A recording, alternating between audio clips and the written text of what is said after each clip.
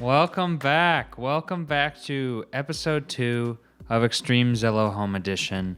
I'm your host, Jordan David, and if you don't know me, trust me, we're both surprised that you're watching this video right now. But I'm very excited that you're here. Do sit back, do relax, and watch me tear apart this multi-million-dollar property on Miami Beach because I hate Miami Beach and I hate expensive property.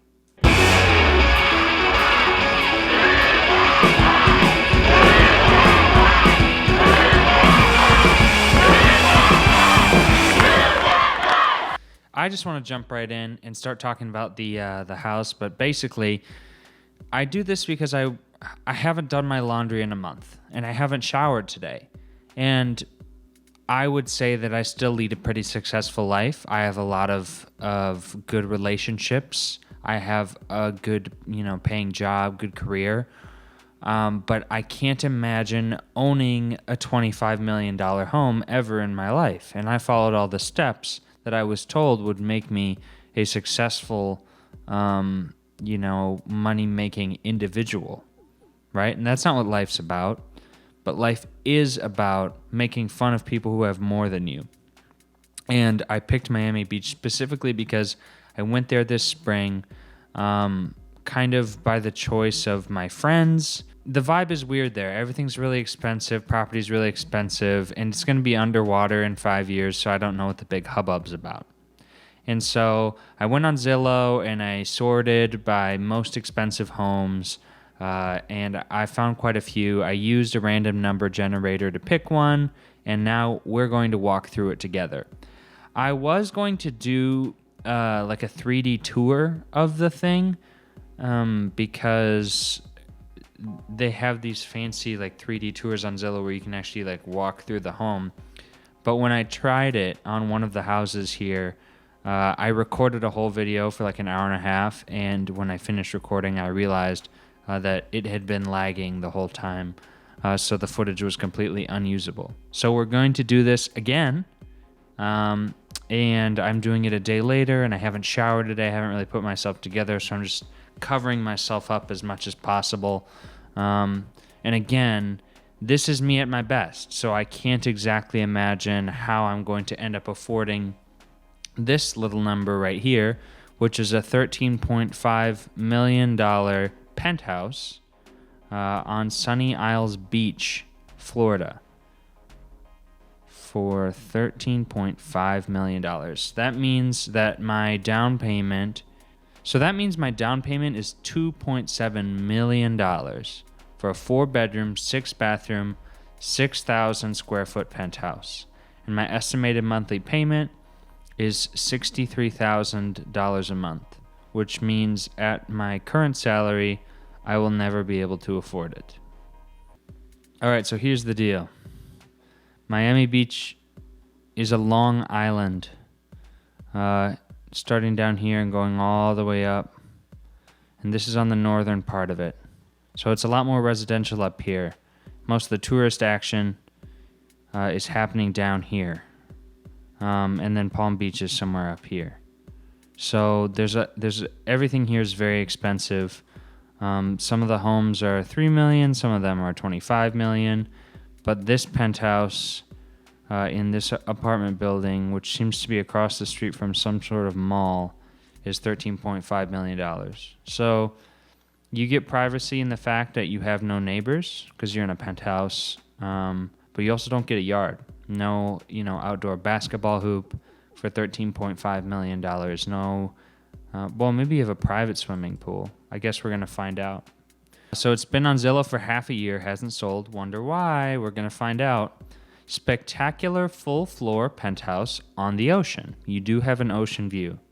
That's about all you can see. 6,106 square feet of living area, 12-foot ceilings, which is not...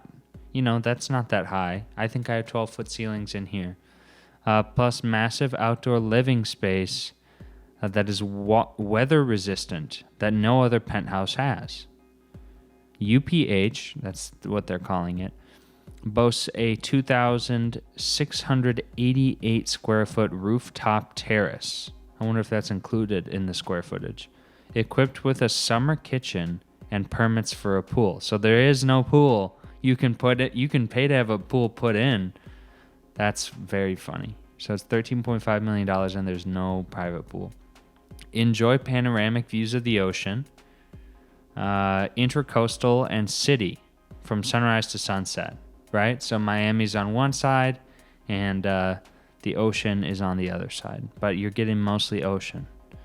This luxury boutique high-rise with only 64 residences. Wow, 64 residences overall. I wonder how many floors. What floor is it on? They don't say. That's crazy, though. A total of 11,000 square feet awaits you soaring above all other high-rises to give you unobstructed 360-degree views. 11,000 square feet? 5,000 square feet of terraces total. 2 summer kitchens. Okay, I understand. So the outdoor space is 5,000 square feet. The indoor space is 6,000 square feet. You got 2 terraces, 2 summer kitchens, 12-foot ceilings, custom Italian cabinetry, 4 parking spaces, a private elevator to the roof terrace, and you're experiencing South Florida luxury at its finest. So how about we see what the finest luxury is in South Florida? All right. So this is it. I don't know. This is like one of the terraces, huh? So they're at the top floor, right? UPH, upper penthouse. Wonder if it's multiple floors. All right, so that's what one of your terraces looks like. I'm not gonna lie, that's pretty cool. To be able to overlook the whole city. People pay a lot of money to go to the top of the Empire State Building or the top of One World Trade Center, the top of the CN Tower. They should put in a glass floor here, although you'd just see the neighbor below you. But overall, pretty neat. Good idea. One side is glass wall, so I think that's actually really smart because I'm guessing it gets a little windy up there. And if it can just blow through the whole patio, I bet it would be very unpleasant most times of day to be out there. But by putting up a glass wall, you're shielding that wind, making it less aerodynamic for it to go through there, and making it a lot better for the resident. So that is a smart design. I applaud them. All right, so we are in a living room. And this just looks like a typical modern high-rise apartment. Nothing to write home about here. No cool design. There is a lot of, glass floor to ceiling, but I would expect that for anything above $1 million, right? So let's try and figure out what makes this a $13.5 million investment. And it's not just location, because you can get property here for $2 million with probably similar amounts of square feet, but you're not in a penthouse, but you do get a yard. This table, they have these in airports now. They have them in airports, and it's where you sit and charge your phone. But generally, the stools don't have backs because they're trying to make it as uncomfortable for you to hoard the charger. But these are the tables that they have. Exactly. So it doesn't necessarily make me want to buy it. I mean, maybe this is all staging stuff, but get a better table. All right. So we have a living room next to the living room, next to the airport table. So there's lots of seating. I guess maybe they want to host guests up here. That makes sense to me. No television, which good for them. Rots the brain. But hopefully they keep lively conversation. It seems too clean. They must not be living here anymore. It seems like nobody's lived here in some time. And I know you clean it for the staging, but the last one we saw at least was a little bit more lived, and this seems too sterile. I think it would be hard to live here. Where would you put up any art, right? Because you got all these windows, and then most of these, like this wood panel wall, I feel like you're not hanging anything on that because the panel aspect of it would distract from it. And then this is like marble over here, so you wouldn't really want to hang anything there. So that gives you one wall. I feel like if you're paying for a $13.5 million home, you might be collecting some fine art. All right. I'm going to call these garnishings. Garnish. They garnish their tables are strange at best. But I do like the use of plants. It makes it feel a little bit more lively. They got a lot of plants in here. So a good work for the staging team on that. Little matching set of coffee table and end table, and this furniture, the tone of it all matches really well, and I'm happy with that. I like the color scheme in general. They went with neutral tones, accented by gold, and just a little bit of a bronzish, but they were incredibly consistent throughout, and you can tell they have good design taste, whoever designed it. And I also like these contrasting rugs. You have the lighter area and the darker area. Although I would say, of tiles, these like marbled or granite floors, whatever they are, I never keep them straight. These are the most, these are like the coldest and like least welcoming of tiles. I've already said I prefer hardwood. That doesn't make sense in a modern high rise unless it's a timber framed building. But I guess, I don't know. Maybe a modern laminate hardwood, but if you're paying that much, you want something that costs a lot of money. I just happen to not like marbled floors, so I would use these area rugs as they have because it would feel cold and unwelcoming in general. This seems more like it could be an office than a living space, which I don't think they want as the vibe. Another perspective of the same room. I basically said everything there is to say about it. Seems like maybe this is some closet area over here. That's interesting. Okay, so we're on our first terrace. So that's what they're calling them instead of balconies. They're calling them terraces. Did you notice that? That's a rich person thing to do, calling a balcony a terrace. I've never had a terrace in my life, but I've had a balcony before. I like this little wicker wood chair combo thing, although I feel the arms are too high or the back is too low, right? I like to slouch in my chairs. I'm kind of slouching right now. I should sit up, honestly. I like to slouch in my chairs, right? But you aren't supposed to slouch, and this chair makes it so that you can't slouch, but I would like the right to slouch for the amount of money that they're paying for this house. And then these chairs over here seem a little bit odd too. Okay, so I don't know how any of this is connected. I could look at the 3D tour, but then you guys wouldn't get to see it, and if you don't get to see it, I feel like I shouldn't get to see it either. Big table in here. I think every mansion or super large penthouse, anything like that, needs to have a table that seats at least 10. I prefer it when they seat 12, but at least 10, just to show how much money you paid for the place, because you really cannot have that in any middle income home. And if you have one, surprise, you're rich. Another little sitting space. I think still no TV. That's kind of strange, huh? And what's this right here? I would like to zoom in. What is that? That's a light? That's a light fixture. They're going to show us the kitchen. That's very strange, whatever that is. Okay, so this is one of the bedrooms, right? So this was a 4-bedroom penthouse, I believe, and this is one of the bedrooms, and they've got what is the rich person's version of a beanbag chair.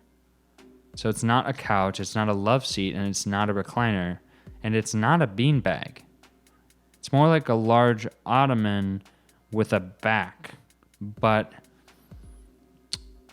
this is the bougiest thing I think I've seen in a while. That's actually crazy. Have you guys ever seen, is there a formal name for this? This is a rich person's beanbag chair. It's supported on the bottom, and it's not filled with beans. It's probably made out of memory foam. But you have it so that you feel like you are seated in a beanbag chair. And that's ridiculous. Is this the master or a guest? Honestly, they're saying it's 6,000 square feet, so this could be either a master or a guest bedroom. Completely tasteless if it's a master bedroom. They have no art on the walls, but again, I'm guessing nobody's living here right now. Great use of plants, by the way. Like I said, really livens up the area. I appreciate it. I do love, generally I hate end of bed benches, but I really like this. It's clean. It's not boxy. You can see through the bottom of it. It's not a storage unit. I don't really like end of bed storage. This is not the same room. This is a different bedroom. This is definitely a guest bedroom, much smaller. Absolutely no privacy. I would hate that as a guest. Because this terrace is clearly a public terrace, because you can see, I think that's one of the kitchens right there. So you can't go to bed until everybody else goes to bed because you have no blinds, unless these things have the little shades that you click a button and it actually turns all of the glass frosted. That sucks. I would hate to be that guest. Maybe they have a little thing that comes down from the top here. But I think if I were staying here, I wouldn't want to stay in this room because if I wanted to go to bed early, I could. It's almost a little drab, a little bit sad how plain it is for a $13.5 million. I mean, the only art you've got is this view, which, don't get me wrong, is beautiful, but leaves something to be desired, right? So that's bedroom number 2.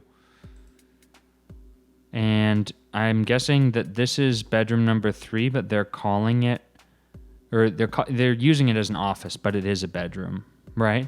And so they've got, this is their workspace, and they have decided to put in a chalkboard, which is something that I would do because I prefer chalkboards to whiteboards. I find them much, much easier to read from. And, well, I don't know. I'm left-handed, so I have a love-hate relationship with all kinds of boards that you have to write on because I can't rest the side of my hand on it, because then as I'm writing, I erase whatever I'm putting on there. And if it's a chalkboard, I get chalk all over my hand. And if it's a marker, I get ink all over my hand. But as somebody who's hard of sight, I much prefer a chalkboard. But it would be dirty in this house. But I think they used a chalkboard specifically so that they felt more scholarly, which is something that low-class and high-class people like to. I know plenty of young people who wanted to become engineers who painted their walls with chalkboard paint because chalkboard was, dark academia, intellectual type stuff. For me, it's loose leaf paper. I know, I'm a simpleton. I really like when the shelving units have LEDs under them too, which this does, and I really appreciate that. I'm guessing this is, just all been staged and all of the people's actual stuff has been moved out. They're living somewhere else. But if this is all that they have in this office, they don't get a lot of work done in here, I promise you that. Because there's no character in this room, and that just tells me they don't spend a lot of time in there. Another dining area, this is one of the terraces, but it's more informal. In the same wood style with the airport table style, what I'm going to call it, and the wicker chairs, which honestly seems beneath them. But I guess their thought process is it's outside, it's going to be exposed to the sun and the elements, even though there's a full-ass ceiling above it. So maybe something a little bit more durable than wood. They have a carpet that I can't help but feel was removed from an AMC movie theater. Look at this carpet and tell me it's not from an AMC movie theater with its dense brown pattern. And then this daybed thing here, I can't get behind that either. That's really strange. I don't like that. I'm not a fan of that. I like lounging outside. I like the idea of that. But something about putting just a bed out of doors, something about putting a bed out of doors is very lazy, right? Sit uncomfortably on the couch like the rest of us, right? Don't say I have enough money to put a bed out of doors. That's dumb. And then another terrace. So we've seen 3 bedrooms, right? So they must be waiting to show us. I mean, there's only 2 more photos. Maybe they're hiding a lot of this house. This is fine. I remember one time I went on a vacation with my friend, and we were driving around Arizona, which is actually where I'm from, so it wasn't much of a vacation for me, but it was for him. But we were driving around. I was showing him all the big sites, right? I was showing him Antelope Canyon, the Grand Canyon, Monument Valley, and Horseshoe Bend. And as we walked over the hill to Horseshoe Bend, that was one of the last things that we saw before going to Vegas, of course. He said, "It's just another rock." And I laughed really hard because I had been showing him a bunch of rocks, and that's what young tourism is these days. It's going to a national park and snapping pics of you in your Cotopaxi colorful pants and your Patagonia shirt and admiring different rocks. And when you put it that way, it's very cynical. But it is quite beautiful. And I tell you this because the more beautiful rocks you see, the more you realize that they are all just rocks. And that doesn't take away their beauty, but it doesn't take away some aspect of their interest to you. You get what I like to call rock fatigue. And having these outdoor terraces with these 360-degree views of Miami and Miami Beach and the ocean, even just looking at it on a Zillow screen, it would become uninteresting. I think I'd rather have a yard that has some functionality than have this terrace, where I don't have any kind of freedom to do what I'd like. I can just look at the same thing I can look at everywhere else. And that's why I'd prefer to stick to a home on the ground than up in the sky. Okay, so now with this, we should be able to place some things. So you come in right here. This is where the elevator comes up, and you walk in the front door. And this is that big receiving area that I was mentioning, how I didn't like the marble floors and all the glass here. And then there's a bedroom right off the side of that, right here, through that little wood panel. And the terrace is all right here. And then you have that little office that I was talking about is right here. You have another guest bedroom over here next to your other terrace. And there's a third bedroom right here. That's the one next to the grill that I said wasn't private. So neither of these seem very private. But especially if you have a chef who's making things for you, this bedroom does not seem private. And then you have that formal dining area, that informal dining area, your third living room, and then you have this stairway. So let's see what's upstairs. Oh, this is the same. So I don't know what's going on with these stairs. I don't know where they lead. Maybe to the rooftop terrace they were talking about. But you can see 1, 2, 3, 4.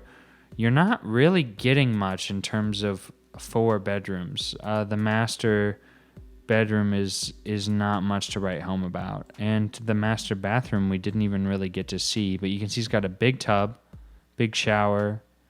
Most of the time I feel uncomfortable when they put windows in master bathrooms.